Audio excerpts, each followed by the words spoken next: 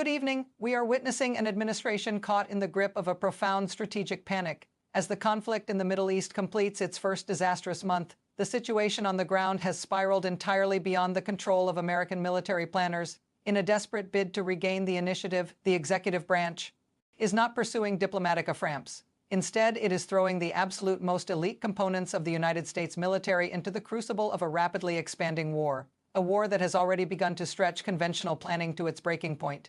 Tonight, we have critical verified reports regarding a deeply hazardous new phase of this conflict, one that has the potential to reshape the strategic calculations of the entire region and possibly the world.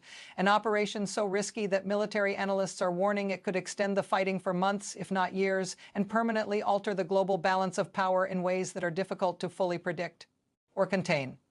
According to intelligence assessments corroborated by the New York Times and the Wall Street Journal, several hundred United States Special Operations Forces comprising highly specialized Army Rangers and Navy SEAL teams have just touched down in the theater of war. They are joining an already massive mobilization that includes thousands of combat Marines and elite paratroopers from the 82nd Airborne Division, units that are widely regarded as among the most capable and battle-hardened in the world. The vanguard of this maritime deployment, the amphibious assault ship USS Tripoli, arrived in the region on Friday, cementing a formidable troop presence designed to project power and readiness far beyond what conventional deployments have traditionally required. But these forces are not deploying for a conventional ground war. They are being marshaled to execute what experts describe as one of the most complex, dangerous, and poorly conceived military operations ever ordered by a sitting American president. The White House is actively weighing a direct military incursion into the sovereign territory of a nation of 90 million people, a maneuver that could carry consequences far beyond immediate military objectives. The objective is the forced hostile extraction of nearly 1,000 pounds of highly enriched uranium from at least 2 heavily fortified Iranian nuclear sites, a task that combines extreme technical difficulty with unrelenting operational risk, requiring meticulous planning and flawless execution under conditions that are almost impossible to control. The sheer logistical nightmare of this proposed mission is staggering. This is not a surgical strike that occurs in the dead of night. To achieve this, teams of American special forces would have to fly hundreds of miles into hostile airspace, navigating a gauntlet of active Iranian surface-to-air missile batteries and lethal drone swarms, each capable of inflicting catastrophic losses in seconds. Once these operators hit the ground, conventional infantry troops and paratroopers would be required to establish and hold a massive defensive perimeter deep inside enemy territory, an area that offers virtually no natural protection and exposes them to continuous counterattacks. They would have to withstand waves of increasingly sophisticated counterattacks while specialized military engineers, utilizing heavy excavating equipment, sift through the radioactive rubble of previously bombed facilities. They must meticulously clear the area of unexploded ordnance, landmines, and booby traps, each of which could easily neutralize personnel or destroy critical equipment in an instant. The extraction itself would require a highly elite specialized unit trained specifically to handle and remove radioactive isotopes from an active combat zone, a skill set that only a handful of personnel worldwide can execute with precision. Richard Nephew, a senior research scholar at Columbia University and a former nuclear negotiator, detailed the terrifying mechanics of this plan. The highly enriched uranium is currently stored inside 4250 specialized cylinders, roughly the size of scuba tanks. These highly volatile containers must be carefully loaded into heavy transportation casks to prevent a catastrophic radiological accident, an event that could have global implications if mishandled. Moving this volume of material requires a fleet of heavy transport trucks capable of operating in contested territory, yet even the slightest disruption in movement could have disastrous consequences. If a pre-existing intact runway is unavailable, which is highly likely given the ongoing bombardment, combat engineers would be forced to construct a makeshift airfield under heavy enemy fire just to bring the heavy-lift aircraft in and fly the nuclear material out, a scenario that combines tactical urgency with extreme technical challenges. Analysts universally agree that this operation could not be completed in hours. It would require American ground forces to occupy Iranian territory for days, perhaps an entire week, absorbing immense casualties and facing unpredictable counteractions from both conventional and irregular Iranian forces. It is a formula for a protracted, grueling occupation that could strain U.S. military capabilities and resources far beyond initial estimates. Yet, while military commanders grapple with the terrifying realities of a radiological heist under fire, the commander-in-chief appears entirely focused on a different resource entirely. In a remarkably candid and deeply disturbing interview with the Financial Times this weekend, the President of the United States openly admitted that His primary motivation for this military escalation is the seizure of sovereign assets, stating plainly that his favorite thing is to take Iranian oil. The president revealed he is actively considering a military operation to capture and occupy Har Island. Har Island is the absolute beating heart of the Iranian petroleum export economy, and control of it would provide leverage over energy markets worldwide. During the interview, the president explicitly compared his vision for Iran to the current American posture toward Venezuela, suggesting that the United States military could seize and control Iranian petroleum reserves indefinitely. He dismissed the severe tactical challenges of such an occupation, flippantly claiming that the Iranian military possesses no real defense anymore and that the entire subjugation of the country could be achieved very, very easily. While he acknowledged that an open-ended occupation would be necessary, insisted he has the appetite for it, further claiming that his political base is actively cheering for a prolonged war in the Middle East. This rhetoric of an easy, bloodless victory stands in horrifying contrast to the actual carnage unfolding on the ground.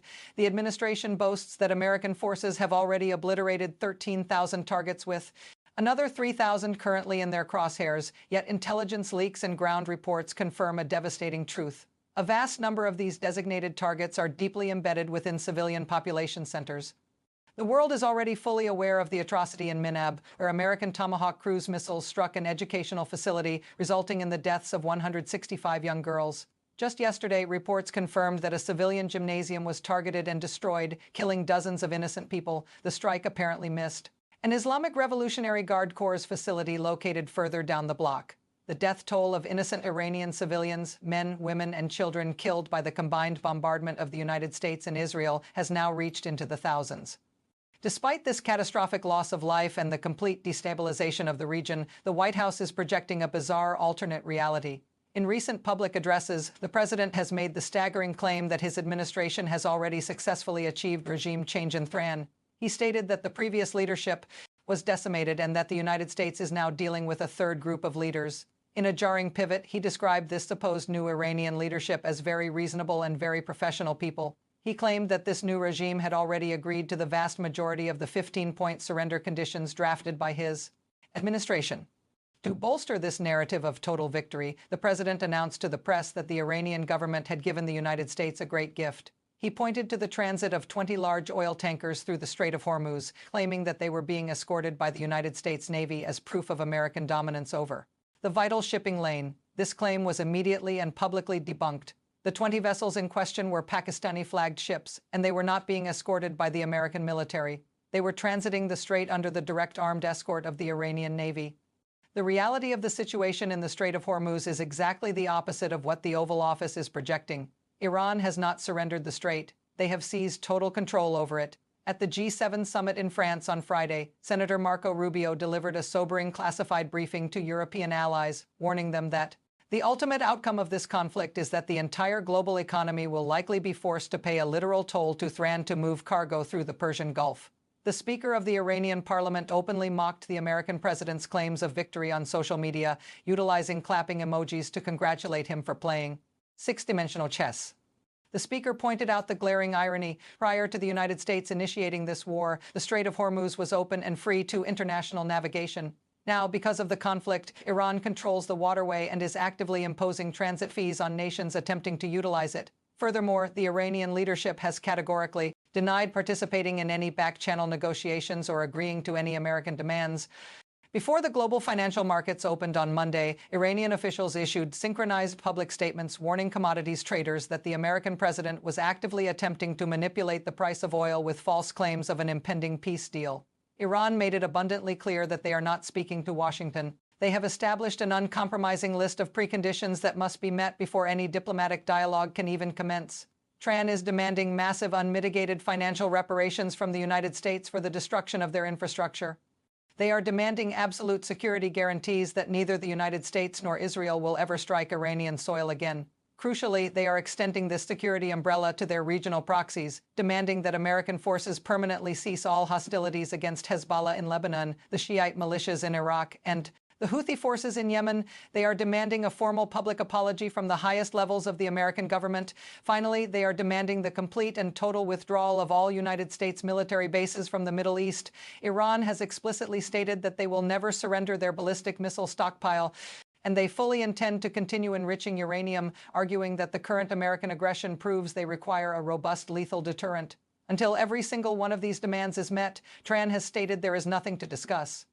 While the White House spins tales of reasonable adversaries begging for a deal, the actual Iranian military apparatus is violently expanding the scope of the war across the entire Arabian Peninsula. The conflict has officially mutated into a regional firestorm, the Arab nations that partnered with the United States to facilitate this war are now paying a devastating price. Last night, Kuwait suffered a direct catastrophic hit. The Kuwaiti Ministry of Energy confirmed that an Iranian strike decimated a critical service building at a massive power and water desalination station, causing severe structural damage and resulting in at least one fatality. This is a direct assault on the fundamental life support infrastructure of a sovereign nation. Bahrain has been subjected to another wave of punishing bombardments. Massive plumes of black smoke have been recorded rising over the United Arab Emirates, with large-scale strikes reported across Abu Dhabi, Dubai, and Sharjah. The Houthi militants continue their relentless missile barrage against Israeli targets, operating in total synchronization with Thran. The most severe escalation of the proxy war is currently unfolding in Iraq. The conflict has fully metastasized across the Iraqi border. Heavily armed Shiite militias, operating with the explicit green light from the official Iraqi government, are systematically dismantling American military architecture in the country. We have obtained verified visual evidence of a highly sophisticated attack at Baghdad International Airport. Utilizing a swarm of first-person view FPV kamikaze drones, Iranian-backed militants successfully targeted and heavily damaged an Iraqi Air Force 32B military transport aircraft. This specific aircraft was part of the weapons-sharing pipeline established by the United States to arm the Iraqi military. The militias are demonstrating an incredibly advanced lethal proficiency with these drone swarms, striking targets with absolute impunity. Sensing the impending catastrophe of a wider regional conflagration, the United States' closest allies in the region are actively stepping away from the precipice. Channel 12 in Israel reported today that high-level defense officials have explicitly informed Washington that if the United States proceeds with a ground invasion of Iran, the Israeli Defense Forces will absolutely not participate. Israel has drawn a hard line, refusing to commit ground troops to what they clearly view as an unwinnable, disastrous occupation strategy. The economic shock waves of this geopolitical meltdown are threatening to break the back of the global financial system. Wall Street analysts and energy sector executives are openly bracing for a scenario that was unthinkable just months ago. The price of crude oil has surged past the unprecedented threshold of $200 a barrel. When the markets opened this morning, Brent crude violently spiked over $114 a barrel, with WTI crude smashing past $100.